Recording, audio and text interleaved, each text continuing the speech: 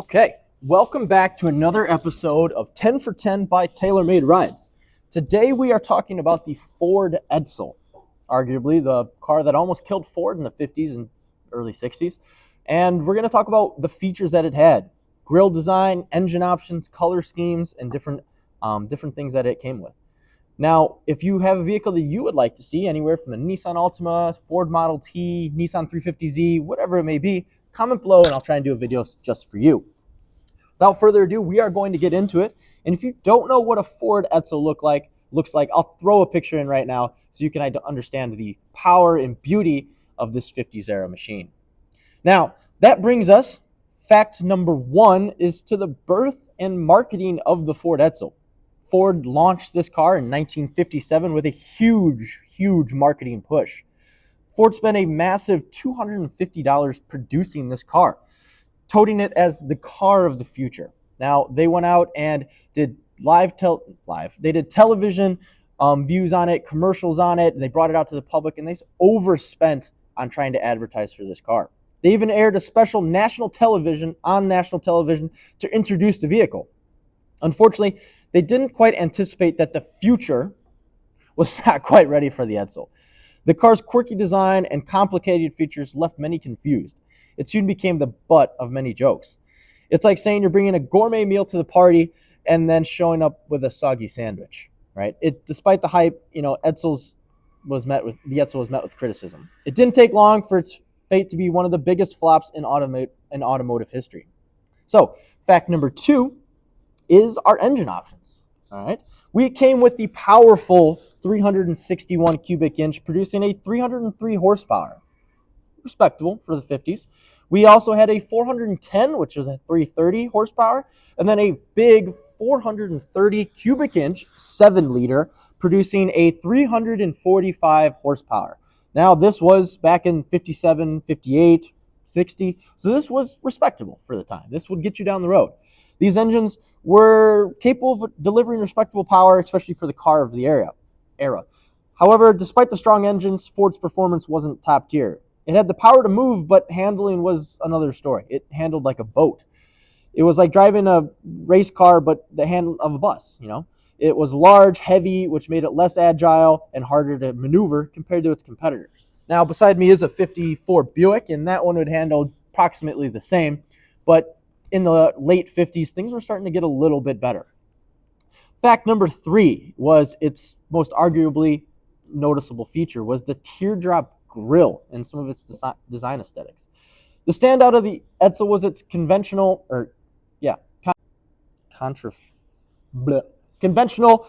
teardrop grille, which many initially thought would give the car a futuristic look. However, the design didn't exactly hit the mark.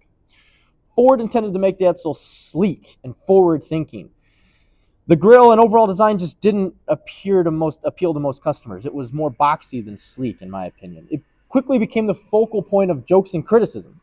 The large, bulbous grille, often compared to a face that looked always upset, or like something that you would put on a horse to plow the fields with. It also has been compared to a toilet seat and has a lot of negative comparisons. What you can decide for yourself, but it didn't age well, right? Now, after our body at the front end, we come to the body style. So moving on to the car, we have a couple different ones. We have a station wagon, convertible. We have a 2-door car, and of course our 4-door family vehicle. The station wagon and sedans, they were pretty cool. Those are the most common ones. Not the station wagon. The sedans, the 4-doors, were the most common ones. It was a chance for families. You could put everyone in the back. You're looking for a family vehicle, but they did offer the 2-door for something sportier. It was a fairly popular attraction for the year, 4-doors and 2-doors. A lot of Chevys, Buicks, they were selling quite a lot of them. The colors that you could get were goldenrod yellow, sapphire blue, Eden green, and raven black. If anyone has a raven black 2-door Ford Edsel, even if it's a roller, please let me know. I'd like to buy it from you.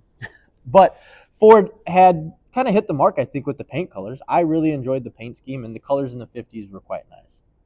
But moving on to fact number five is our Teletouch transmission. One of Ford's innovative features was the Teletouch, a push-button control system located on the steering wheel of the car. Now, it was designed to be a sleek, again, futuristic way to change gears. But if you think about it, you're driving down the road, if you get in a fender bender and your face hits the steering wheel, you are now shifted from drive to reverse or park, neutral, right? That, to me, it doesn't make sense. But it didn't quite live up to expectations. It was vacuum actuated, and it gave a lot of mechanics at the time a lot of trouble as they weren't familiar with the design, and it quite often wouldn't shift correctly when you leave drivers stranded or just have pure drivability issues. Much like Ford's four-wheel drive hubs on modern vehicles, they didn't quite work that well. All right. Moving on here, we got our sixth fact, the performance in driving. Despite its powerful engine, the driving left much to be desired. The car was big, heavy, and somewhat unwieldy. Steering was not as responsive as it could be, and the car often felt sluggish around corners. But keep in mind, look at what you're buying. Steering was not responsive, and on the highway, the Edsel could hold its own. It wasn't bad, but it was a gas guzzler. It was a large, heavy car, especially the wagon and four doors, diminishing its gas mileage, and even though it was cheap, it would suck on gas. So while the Edsel was strong in the engine department, it didn't quite deliver the smooth, comfortable ride that you could get with a Chevrolet, Packard, or Plymouth as its competitors. Now, that does bring us to its pricing issue here. The next fact is Ford priced it in a difficult position. It was priced between Ford's regular models and its luxury Lincoln models. It was just in the middle. As a result, it competed with more established brands that offered similar features but with better reputations. This pricing structure left Ford in a sort of no man's land, where it was neither affordable enough for the everyday consumer nor luxury enough for the high-end market. It's like trying to cater to two different crowds without a single product pleasing either one. It was just kind of bleh in the center. So right off the bat, Ford didn't advertise, or it didn't place well with everyday Americans. Now, we did get to our sales and production numbers, as all the facts we had talked about earlier kind of led to it being sold. Ford had hoped to sell about 200,000 cars in its first year, but in 1958, they managed to just sell a little bit over 63,000 units, and that's terrible. If you know anything about car sales, that's horrible. But by 1959, sales had dropped to about 38,000. And in 1960, last production year of the Edsel, only 2,846 units were sold. Terrible. All told, about 118,000 units roughly were sold by Ford. And honestly, that was a terrible, terrible sales. It almost killed Ford right off the bat. Keep in mind, they wanted to sell 200,000 in their first year, and they didn't even make that in 3. Despite all the investment and hype, the Edsel simply didn't resonate with the public. It didn't quite get there. It's like throwing a big party and no one showing up. It's tough to bounce back from that. Brings us to number 9 here, the lasting legacy. It did have a legacy. It left a lot of people like them still. It's kind of come back in a way. Although the Edsel's failure in terms of sales, it gained a cult following. Classic car enthusiasts appreciate it for its unique design and rarity. Honestly, not many companies have made such a thing, and for good reason. You can tell what happened. Many collectors now seek out the Edsels. I would personally like one. And particularly the more unusual models, the higher trim that you could get, the more buttons and knobs, and the more driving features, those are hard to find and rare. The convertible or station wagons are getting hard to find as well, especially in decent shape. They're not rotted out or have engine swaps with an LS or Chevy motor. And so it'd be neat to find one in its kind of original state.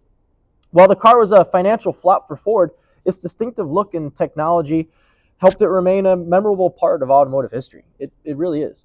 It's a reminder that sometimes these things don't succeed right away, but they can still leave a lasting impact, even if it's not the impact you suspected. But our last fact here is this decision to continue or discontinue the Edsel. By 1960, Ford had realized that the Edsel had not quite the success that they wanted. After just 3 years, the company just made the executive decision to discontinue it. The Edsel was essentially a cause of poor planning, misreading the market, and a design that just did not connect with consumers. In the end, In the end, the Edsel's legacy became a cautionary tale for automakers. It warned off other companies that were thinking of doing similar things. It basically showed Chevy, GM, the rest of them that, this did not work. Better price your cars in the right market, right?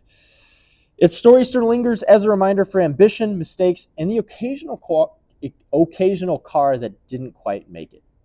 Now, if you like the Edsel, if you kind of would like one, you can still get one. They did make 118,000 of them. They are harder to get, and I've actually been in the market for finding some.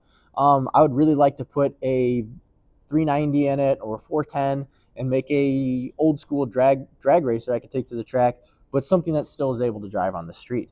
I think it would be kind of cool to rival a 55, 56 Chevy, as those are quite popular to build. But you can still find them. They're not exactly cheap, but you could still find them if you really wanted to and build one the way that you want.